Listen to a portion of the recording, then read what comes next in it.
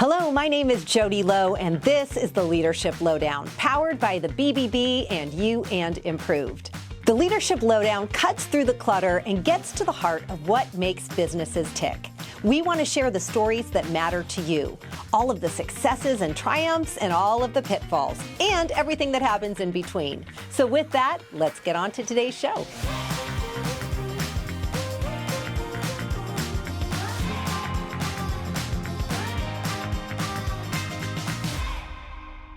Today, I am so happy because I am sitting across from my dear friend for many, many years now, Mr. Rick Dircks, founder of Dircks Moving and Logistics. Welcome, welcome, my friend. Thank you, Jody. I am so happy you're here. Hey, it's always a good day to be around Jody. Oh, I love that. I love that. Well, I know that you have a long history in the state of Arizona. We've been friends for many years, but I also know come from Minnesota originally and came out here, Sun Devil, yes?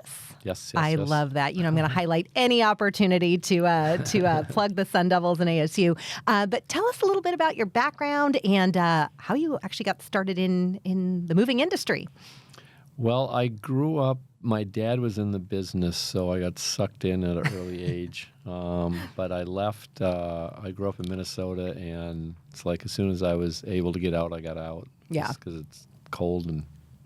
Yeah, it's cold and colder. Yep. So I came to ASU, and I'd been in the business just growing up around my dad being in it. And I graduated from ASU, didn't know what I was going to do with my life, like a lot of college graduates are. And like most. I did something else for a couple of years, and then got sucked in because I knew it.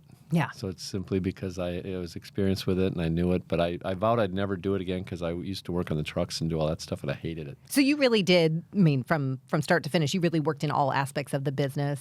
Yeah, I started like when I was 14 mowing the lawn and then working the shop and then working on the trucks. And I was a skinny, scrawny kid. Mm-hmm. And being the boss's kid, I used to have to, the guys that I moved with were the one they liked to, play games with me anytime they could and make it difficult on me. So right. I learned some good lessons doing that. Yeah. You're certainly not privileged when you're that. You're actually dumped upon. Yeah. Well, so actually, that's a perfect segue. So when you think back, because obviously, how many years? So you recently, first and foremost, sold the business. Yes. You and your brother had founded it and sold it recently to your nephew. Yes, correct. Okay. Yeah. And so over that span of how many years was that you were both running it? We had 34 years. 33 years running the business. Yeah. Okay, so 33. Long time. When you look at that, because you've talked about, just mentioning, hey, we started here, we got there, and lessons learned along the way. When you think about just the trajectory of your career, what are some of the most pivotal lessons? Because obviously, we're looking to highlight as many of those lessons for our listeners of what it takes to really succeed in business. So what are some of those pivotal lessons that you learned on the journey? We were in a very conservative, low margin kind of industry, so you had to watch every nickel and dime. Mm-hmm. And I think what we learned was watch every nickel and dime, but also look for change, look for opportunities. So when we grew, we took it. We started probably about $3 million or something, ended up somewhere around $40 million. So it was very gradual growth over the years. But what we learned was, if you do have an opportunity, it's hard to plan. Mm-hmm. For opportunities when they come, be prepared to take them. Mm-hmm. And that's when we'd have our little growth spurts as we probably bought 4 or 5 companies while we had it, but we'd find an opportunity and go. So that was one of the biggest lessons, was always have your eyes open and don't stay stagnant. Mm-hmm. Stay stagnant, you're actually moving backwards. So I think that was a real key, was always move forward and be looking at opportunities. Yeah, for sure. So in that vein, how did you assess, gosh, this is too big of a risk? Like, were there people that you involved in those decisions? Was that just you and your brother? Or how did you know what to do? Because I think that can be a big stumbling block for leaders. Yeah, we never really did. I think one of the keys, though, we had was, it was pretty much he and I, and we did have advisors along the way, but we're so different. Mm-hmm. I was a sales and marketing guy. He was a numbers and the operations guy. So we had 2 completely different perspectives. We didn't always agree on things, but we always came together. And probably the biggest key to it all when we were looking at things was we trusted each other.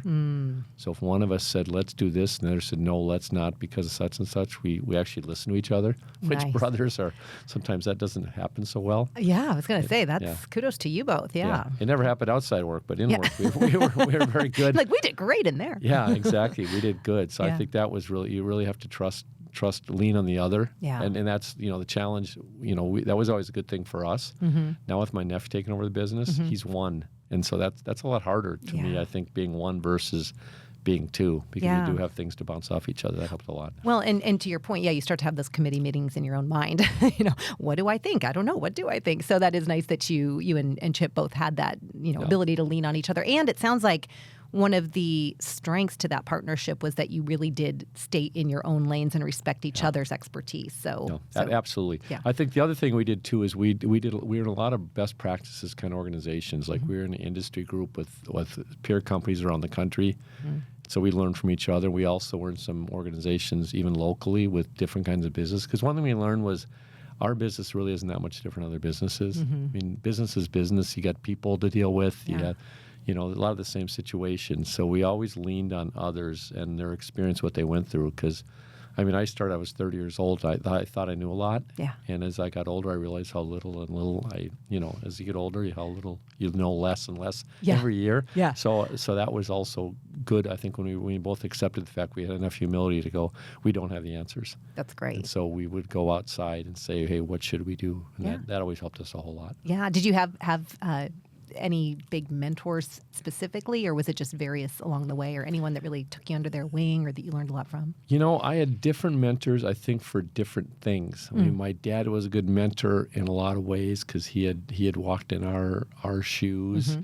I had other people. I'm trying to think, as I started getting more involved in the community, I had a couple mentors that kind of showed me the ropes there. So I don't think I really had one, but I probably had 15 or 20 when all was said and done. Wow. Any words of wisdom or piece of advice that any of them gave you that really stuck for you over the years?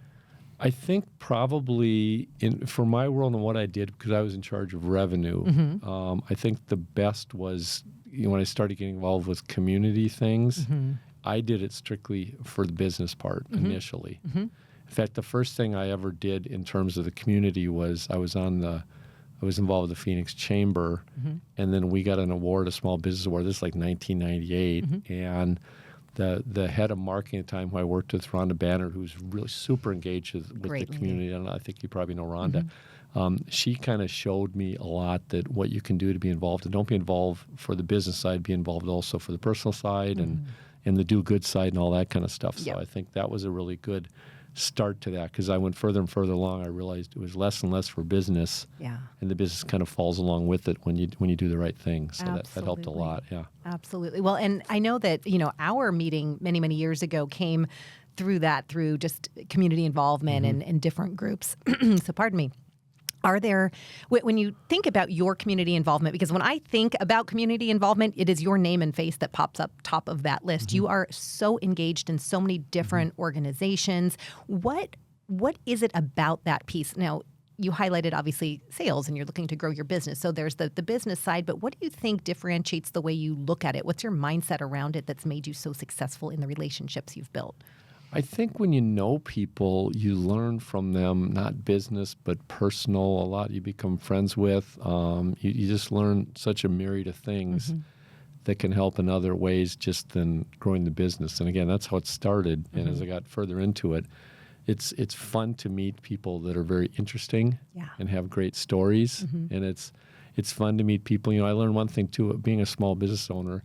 I thought, who cares about little old me? And then you realize you start meeting people the hierarchy of the world in terms of leaders and all that, and you realize that they're really no different than you are, and so I think it gives you a lot of confidence in yourself. Yeah. And also I think it helps you become a manager. I know one of the greatest experience was a guy by the name of Peter Fine, who was a CEO of Banner for many years. I was on the executive committee at the chamber. And I learned when you're on a board or on an executive committee, you're equals to those people that 1 hour a month. And here's a guy running a multi-billion-dollar company. and he's a big guy, wore dark suits. He was intimidating, and he kind of liked, I think, hanging out with me because I was innocent. I wasn't gonna, bug him about things or anything else. Right. And that's when I really realized that I could be an equal footing, for a short period of time. I guess a lot smarter than I ever will be, but we had that time that we could kind of talk and realize that he's just a person like I'm a person. So that was a really valuable lesson in the whole community stuff. Is no matter what level you are, we're all kind of the same. Yep. Some just are a little smarter, some have more experience, but we're all the same. We're people. 100%. Yeah. I love that too, because I think there's a lot of this imposter syndrome that folks struggle with, and they're like, I'm not supposed to be at this table, or how can I be a part of this board or this organization? I don't have the pedigree to be here. And people are I think they're afraid to do that. Yeah. In fact, the BBB, a great example there was when we were up for the Torch Award. And then we talked to other people getting involved, and they go, I would never win anything like that. It's like, no, you got to try, and people are afraid to take a shot at something because they don't think they're at that level. Right. We all can do it. So whether it's meeting people or looking for an award or whatever. And you and I have been involved with different awards programs, and it's interesting how when we try to get more people involved, sometimes it's hard to get nominees because people go, I could never accomplish. I can never win that. Yeah, they've already taken themselves out of the running before they've started. No, exactly. And we're really on a lot more equal footing, I think, than we realize we are. Yeah. I don't think people understand that so much of the growth is in the journey. And I know for you in particular too, just knowing your story and your background, your involvement in the community, and the BBB in particular, that was one of the main ways that we've obviously gotten to know each other, is being involved in the board. What are some of the things that you really learned from your tenure when you were board chair and just your involvement in the BBB? What are some of the things that have benefited you personally as well as Dircks as a company? Well, I think one thing, the obvious thing is you get a lot of attention, which is good. I'm a marketing guy at heart, and I've always said marketing is it's building a perception of what you want to be or what you want people to think you are, your business, you, et cetera. Yeah. And so when you get into positions like this, and especially Better Business Bureau, which is such a great organization, and for all the right reasons too. Yeah. It's obviously it's a great. It's something you're proud to be associated with, and so I think when you can be associated with it, you can really leverage that as well for good in again, whether personal or your business. So that was probably the biggest thing. But also you learn so much because you learn about when you're on a board, you're the group of people that have to organize. You're what is your purpose? We're here to help the organization. It's not about me; it's about the organization. So I learned about that. I also learned from Matt and his team. You learn a lot just being around smart people. Yeah. Whether it's in another business or it's in an organization you're involved with or whatever it is, there's always things to learn from people. And I've been involved with this organization so long that I've learned a great deal about management. I used to chuckle with in the case of Matt, we're talking about Matt Failing, the CEO of the BBB. I thought, man, Matt never, he wasn't one of these 80-hour week kind of guys and all that. And I used to think, I was almost like resentful at first, going, how can you, not have to work your butt off to get to that level? Right. Then what I learned about him was, he had good people, and his people did the work, and he managed the people, and so it was a great learning lesson for me in business. Yeah. Hire good people. That makes your job easy. 100%. He is, he's so brilliant and so talented, and the organization, is so phenomenal under his leadership. And to your point, the team at the BBB really is exceptional, next level. Yep, exceptional. Absolutely. Wonderful. Yep. So I have some interesting questions that I wanted to throw your way, and the reason for this more than anything, because I know, I believe that listeners want to know about your business and about your company, certainly, and they also, I believe, like to know about you as a person. So what makes you tick. So just some fun questions. These questions actually originated from a French TV show back many decades ago. Okay. But I have extrapolated a few to run past you. So curious, Rick, what is your favorite word? Holy moly, your favorite. Oh, I thought holy moly was your favorite word. And I was like, okay. Maybe it is. My favorite word is I don't know, fun. Fun. I think everything you got to do has to have fun. I think that is perfect for you. That is perfect. So what is your least favorite word?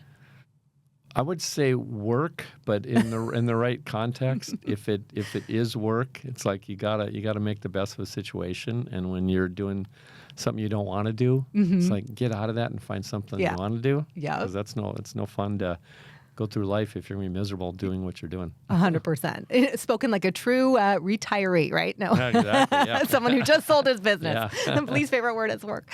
What? So if you had a profession other than what you've done in your career, what would you have liked to have done that you didn't do? What would be a profession? Well, what I always wanted is I want to be an athlete, a pro athlete. Okay. Too bad I didn't have the the skill set to You're like, do I was it. lacking a few things, but sounds Yeah, good. exactly. It was sounding good. I think when I turned about 15, I realized that was never going to happen. But What sport would it have been? I liked that. Baseball was my sport, Baseball. growing up, so I loved it and lived it and everything else. And fortunately, I never really got sick of it because a lot of kids that do whatever it might be, sports, something else, you burn out on it. Yeah. And I was fortunate to have parents that just let me do what I want to do instead of making me do it. Yes. Yes. So that was definitely my thing. But other than that, I mean, otherwise, what I would just say is anything that involved people. I think the more people I could be engaged with and involved with was always great to me. So things like being in broadcasting, some of that would have been kind of cool just because you're meeting all types of people all the time, which I love. I love meeting new people. Absolutely. Yeah. Yep. We got that in common, my friend. Yeah, exactly. And what? So what profession would you never like to attempt? Like what just sounds dreadful to you? Anything to do with accounting. See, this is why we get along so well. There you go. The numbers thing was never much fun for me, and I knew enough to do with budgeting and stuff like that. Having a business, you need numbers are critical to it. Absolutely. Without numbers, you got Absolutely. nothing. But that was where we had a nice ham and egg relationship, Chip and I, with doing that. But on the other hand, I thought to sit in front of a computer all day long and look at numbers would make me crazy. Yeah. Now, that being said, I'm very glad there are people like to do that because someone's got to do it, and we were blessed to have good people doing it. Yeah. But personally, I do not want to do that. I mean, my brother and me used to say, a perfect day for me was a day I never saw the office, and a perfect day for him was one that he never left the office. Interesting. So we both had that different. He liked being behind the desk, and I liked being out in the world. I hate sitting behind a desk. Well, and it's what made and makes Dircks what it is today. So it's a beautiful, beautiful thing. I love absolutely. that. I love Absolutely. that. So what would you say turns you on creatively, emotionally, spiritually? What lights you up? I'd probably say to that is the thing. In fact, the one thing I miss about working more than anything else is the deal. I used to love putting the deal together, and I think there's no higher high as a salesperson to win. Okay, you're fighting to get something, the odds are against you. So what can I do? I'm very, very competitive, and that was a way in business you could show your competitiveness is I'm going to win this thing. Yeah. And what is it I have to do and fight and kick? And when you're told no, how do you come back and find a different angle to go for it? Yeah. So I love the deal. Yeah. That's fun. Spoken like a true sales guy. Exactly. Just along that vein, because I have another question to go with that, but just along that vein, obviously sales being a big part of your soul and your passion, what is it when you talk about the art of the deal, if you will, of what it takes to make that all come to fruition? Because there's a lot of different parts. What are some of the most important skills, whether it's someone entering into sales or a business leader? Because again, we're all in sales. If we're in business, we're in sales in some capacity. Sure. What are some of those key ingredients that you think people need to focus on in order to be successful?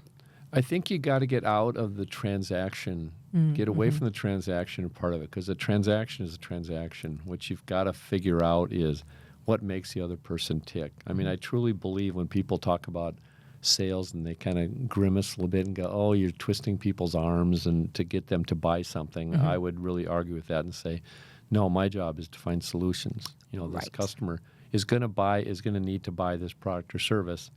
Therefore, what is it I can figure out about them? And it's normally becomes personal. I mean, people buy from people they like. I mean, I remember I had an incident with my daughter. We went and we're looking for a car for her, and the salesperson was just awful. And I said, I would never buy a car from that person. Well, that's stupid when you think about it, because you're going to buy a car.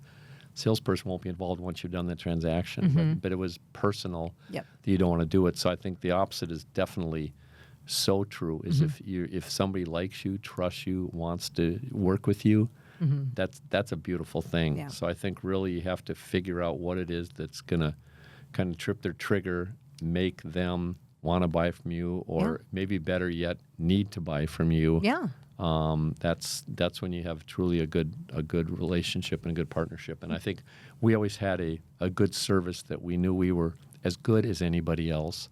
Therefore, it's not the product or the service, it's you and what you can actually bring to that person. That's, I think, the most critical thing. Yeah, 100%. Well, and so fitting because obviously the BBB being based on ethics and doing things the right way in business. To your point, it's not a transaction. It's how do I provide solutions? How do I, there's competitors. You're not the only show in town, and nor are any of the accredited businesses that are a part of this amazing organization. So how do you differentiate yourselves and as a business and as an individual to show up as the best, most solution-oriented, most, patient, helpful, all of those things. So to your point, super important. Super important. Yep. So the deal, putting it all together, is the thing that kind of lights you up. What is the thing about business or life that just turns you off? Like what you just not like? I think probably on the one hand, I love the people part. On the other hand, the people part can be super, super frustrating because if you're not aligned with your people and you have someone that's gone astray, trying to figure it out, and there's sometimes that it's just a bad match. You just have a person that you guys just don't jive with, and it's never going to work. So I think dealing with the people stuff and probably taking that another step, dealing with dishonesty, dealing with unethical, there's nothing worse than that because you can't combat that. And I think you and I have had that conversation before about if people can lie, you got no chance. Yep. They're not ethical. There's nothing you can do. So I think having to deal with those kind of people, and especially if they work for you, because now they're on your payroll. Yep. And most I think business owners, and I'm sure you'll agree with this, will say, I never, if you ever let someone go, you've never regretted it, because if you're a kind person and you want to do the right thing, you give people every chance in the world, and probably waited a month, 6 months, a year too long. You know what? It's the thing, honestly, in the work that I do, dealing with so many business owners, it's the thing I hear the most is it is the hardest thing for me to do, to let someone go, because I want to believe in them sometimes more than they believe in themselves, or I want to believe that they wouldn't go down a bad path or make unethical choices. Yet it's life, right? And it does show up in business often. No, hardest part, but sometimes the most important. So, and it's also that way for customers sometimes too. They're customers. I don't want to work with you. Yeah. And sometimes you have to let them go. And there's a wonderful freedom about saying no to a customer. Hey, we aren't aligned for whatever reason. Yep. I'm sorry, I don't want to biz with you. Yeah. I won't name names. We had one large national customer that wanted to do business with us, and they said, "We will drive small companies into the ground." It's like, why would I want to work with someone that knows that they're going to keep? And they did. They reduced, after we made a deal, they reduced the price that we were giving them. Wow. And we walked from it. And they were like, "You walked from us?" Absolutely. Yep. It's like, why do I want to do business with someone that's doesn't have the same goals we have?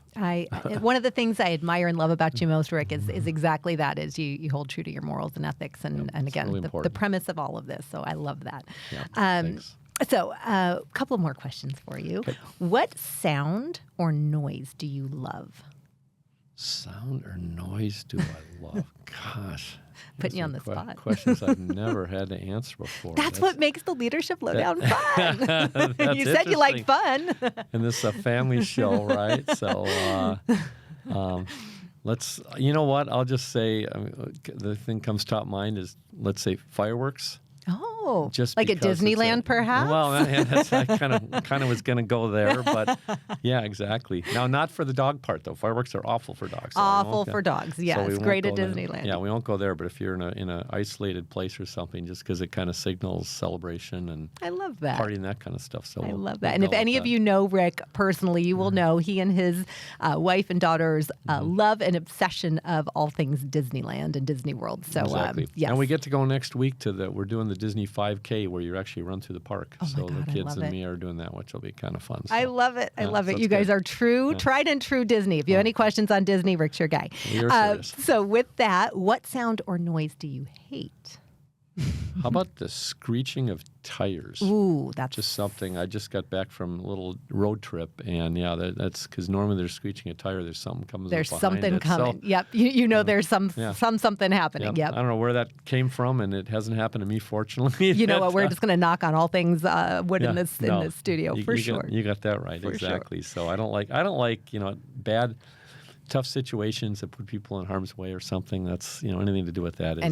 Like that is bad. And I've got a daughter who works at Phoenix Children's Hospital that deals with intensive care kids, and it's like stuff like that I couldn't deal with because I don't like to see pain. I don't like to see suffering. So I know it exists in the world, but I don't like to see it face to face if I can help it. Thankful for her for doing that, and I'm with you on that one. Exactly. So, if heaven exists, what would you like to hear God say when you arrive at the pearly gates, my friend? I think something as simply as he did the right thing. He treated people well. He was always trying to help others. Yeah. No matter what the circumstances are, I want to be a helpful guy. I know one of the things I kind of live by in my work, I kept a little sign behind my desk, is help others get what they want. You'll get what you want. I really firmly believe that if you do good upon others, it will come back, even if it costs 100%. You at the front end. It'll always come back in spades. Yep. Do it right, and it comes back to you. Absolutely. Exactly. Absolutely. Well, with that, one final question for you. So this is the Leadership Lowdown. So give us the lowdown. What is one tip that our listeners can take from you and your 33, 4+ years in business that they can apply? What's your word of wisdom or tip for our listeners? I'll give a couple. Oh, one nice. is going into business with somebody. 100%. You better have 100% trust in them, or else you got a problem. Yep. So I think just from a business ownership standpoint, trust is the most important thing. Too many horror stories. The partnership's gone bad, whatever. So document everything you do, and trust is everything.